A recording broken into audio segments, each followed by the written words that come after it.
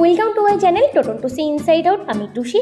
আজকের আমি আপনাদের সাথে শেয়ার করছি মা ঠাকুমাদের আমলে হারিয়ে যাওয়া পুরনো দিনের একটা রান্না। এটা দেখতে যেমন সুন্দর হয়, খুব তাড়াতাড়িও বানাতে পারবেন, আর এর স্বাদেও অতুলনীয়। চলুন কথা না বাড়িয়ে আজকে রেসিপি শুরু করা যাক। কচু পাতা চিংড়ি। প্রথমে আমি একটা বাটি নিয়ে নিয়েছি, আর তাতে নিয়ে নিচ্ছি সর্ষে। এখানে আমি 2 টেবিল স্পুন সর্ষে ইউজ করছি। আমি এটা সাদা সর্ষে নিয়েছি। আর এখানে নিয়ে নিচ্ছি পোস্ত। এখানে 1 টেবিল স্পুন আমি পোস্ত নিলাম। আমি যেহেতু সাদা সর্ষে নিয়েছি, আপনারা চাইলে কালো সর্ষেও নিতে পারেন, স্বাদের কোনো হেরফের হয় না। এবারে এটা আমি মিক্সিং জারে নিয়ে নিচ্ছি, এটাকে আমি গ্রাইন্ড করে নেবো। আর অবশ্যই কিন্তু ড্রাই গ্রাইন্ড করবেন। দেখুন আমি ড্রাই গ্রাইন্ড করেছি, সব ভালোভাবে গ্রাইন্ড হয়ে গেছে। একটা স্পুনের সাহায্যে তুলে আমি আপনাদেরকে দেখিয়ে দিচ্ছি। এবারে এর মধ্যে আমি কাঁচা লঙ্কা অ্যাড করে নিলাম, আর দিয়ে দিচ্ছি নারকেল কুচি। এতে একটু জল অ্যাড করে নিয়ে আমি এটাকে আবার গ্রাইন্ড করে নেব। আজকের রেসিপির নাম কচু পাতা চিংড়ি, তাই অবশ্যই তো কচু পাতার প্রয়োজন। এখানে আমি 3টে মান কচু পাতা পরিষ্কার করে ধুয়ে নিয়েছি। এবারে এগুলোকে আমি কুচি করে কেটে নেব। এখানে আমি কচু পাতাগুলোকে কেটে নিচ্ছি। আপনারা চাইলে গোটা কচু পাতা জলে সিদ্ধ করে নিতে পারেন। এই মানকচু পাতায় অনেক রকমের রেসিপি হয়। আমার দিদাকে দেখতাম, উনি ভাতেও দিতেন, আবার চিংড়ি দিয়ে ভাপাও করতেন, খেতে দারুণ লাগতো। কিন্তু আজকের আমি যে রেসিপিটা আপনাদের সাথে শেয়ার করছি, এটাও কিন্তু কিছু কম যায় না সেই রেসিপিগুলোর থেকে। এইগুলোর স্বাদই আলাদা। আর আজকের জেনারেশন পুরনো দিনের হারিয়ে যাওয়া সমস্ত কিছু নতুনভাবে ফিরিয়ে নিয়ে আসে। তাই আমারও ছোট্ট প্রচেষ্টায় পুরনো দিনের রান্না আজকের আপনাদের সাথে শেয়ার করলাম। দেখুন কচু পাতাগুলোকে আমি ছোট ছোট করে কেটে নিয়েছি। এবার এটা আমি একটা ঝুড়িতে নিয়ে নিচ্ছি, আর এটাকে আমি ভাপিয়ে নেবো। তার জন্য আমি ওভেনের মধ্যে জল বসিয়ে দিয়েছি। দেখুন এখানে জল ফুটতে শুরু করেছে। এবার আমি কচু পাতাগুলোকে এর মধ্যে অ্যাড করে নিচ্ছি। জাস্ট 2 থেকে 3 মিনিট আমি এটাকে একটু ভাপিয়ে নেবো। যতক্ষণ এটা ভাপানো হচ্ছে ততক্ষণ আমি চিংড়িগুলোকে কেটে নিই। এখানে আমি 250 গ্রাম চিংড়ি নিয়েছি। আর এই রেসিপিতে চিংড়ি খুবই কম লাগে। আর চিংড়িগুলোকে আমি ছোটো ছোটো করে কেটে নিচ্ছি। আমি এখানে একটা চিংড়ি 3টে টুকরো করে নিয়েছি। আপনারা চাইলে আরও ছোটো করতে পারেন।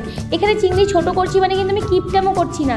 এর স্বাদটা কিন্তু এই ছোটো ছোটো করে কাটলেই ভালো লাগবে। তবে আপনারা চাইলে গোটা চিংড়ি দিয়ে করতে পারেন, খেতেও খারাপ লাগবে না।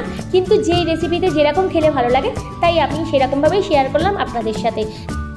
চিংড়ি কাটা কমপ্লিট। ওদিকে কচু পাতাগুলোও সিদ্ধ হয়ে গেছে। দেখুন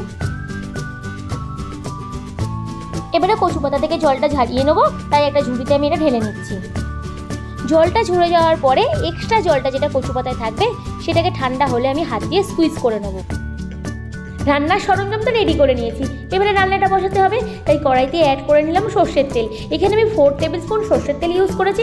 আপনারা চাইলে কম বেশি দিতেই পারেন। আর দিয়ে দিলাম একটা কাঁচা লঙ্কা, আর দিয়ে দিচ্ছি চিংড়িগুলোকে কিন্তু খুব বেশি ভাজবো না, কারণ চিংড়ি বেশি ভাজলে কিন্তু স্বাদ ভালো পাওয়া যায় না। আমি জাস্ট একটু ভেজে নিয়ে এর মধ্যে অ্যাড করে নিচ্ছি কচু পাতাগুলো। দেখুন ঠিক এইভাবে আমি স্কুইজ করে নিচ্ছি। আপনারাও কিন্তু করে নেবেন, তা নাহলে কচু পাতায় জল থেকে যাবে, সেটা কিন্তু খেতে ভালো লাগবে না। কচু পাতাগুলোকে আমি অ্যাড করে নিয়েছি। এবার একটু মিক্স করে নেবো। আর আমি খুব স্পিডে কথা বলি, আমি চাইলেও আস্তে বলতে পারি না। যদি কোনো ভুল হয়ে থাকে তো আমাকে ক্ষমা করে দেবেন। আর এবারে এর মধ্যে আমি অ্যাড করে নেবো সর্ষে, কাঁচা লঙ্কা আর পোস্তর যে পেস্টটা বানিয়েছিলাম সেটা। পুরোটাই অ্যাড করতে হবে। যতটা আমি পরিমাপ নিয়েছিলাম সেটাই আমি পুরোটা এখানে অ্যাড করে নিয়েছি। এবারে এটা একটু মিক্স করে নিচ্ছি। 1 থেকে 1.5 মিনিট আমি এটা মিক্স করে নিয়েছি। এবারে এর মধ্যে আমি অ্যাড করে নিচ্ছি স্বাদ মতো নুন আর 1 টিস্পুন চিনি। যেহেতু আমরা ঘটি মানুষ ভাই, তাই চিনি না দিলে আমাদের স্বাদ ভালো লাগে না, তাই আমি চিনি দিলাম। আপনারা চাইলে স্কিপ করতে পারেন। এবারে এর মধ্যে অ্যাড করে নিলাম জল। জলটা খুব একটা অ্যাড করার প্রয়োজন নেই, কারণ খুব বেশি গ্রেভি থাকবে না, জাস্ট ড্রাই থাকবে। এবার এটা আমি ঢাকা দিয়ে দিচ্ছি 2 থেকে 3 মিনিটের জন্য। 3 মিনিট হয়ে গেছে, ঢাকনাটা খুললাম। আর এখনও কিন্তু রেসিপি হয়ে যায়নি, কারণ অনেকটাই জল রয়ে গেছে। আমি আরও 1 থেকে 1.5 মিনিট এটাকে আমি জলটা শুকিয়ে নেবো। 1.5 মিনিট হয়ে গেছে। দেখুন জলটা শুকিয়ে গেছে। ঠিক এরকমই অবস্থায় আমি গ্যাসের ওভেনটা বন্ধ করে দিলাম। এখনও কিন্তু রেসিপি শেষ হয়ে যায়নি। এবারে এটাকে আমি একটা বোলের মধ্যে নিয়ে নিচ্ছি। যেহেতু পুরোনো দিনের রান্না, তাই আমি কাঁসার বাটিতেই আজকের রেসিপিটা সার্ভ করব। দেখতেও ভালো লাগবে, আর খেতে তো অসাধারণ হয়, না বানালে বুঝতে পারবেন না। পুরোনো দিনের রান্না আপনাদের সাথে শেয়ার করছি, তাই ডেকোরেশনটা তো ভালোভাবেই করতে হবে না। এবারে এর মধ্যে আমি অ্যাড করে নিচ্ছি সর্ষের তেল। অবশ্যই কিন্তু সর্ষের তেলটা অ্যাড করবেন। আমি এখানে 1 টেবিল স্পুন অ্যাড করে নিয়েছি।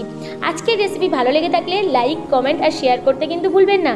আর টোটন টু সি ইনসাইড আউটকে সাবস্ক্রাইব করতেও ভুলবেন না। থ্যাংক ইউ আমার পুরো ভিডিও দেখার জন্য।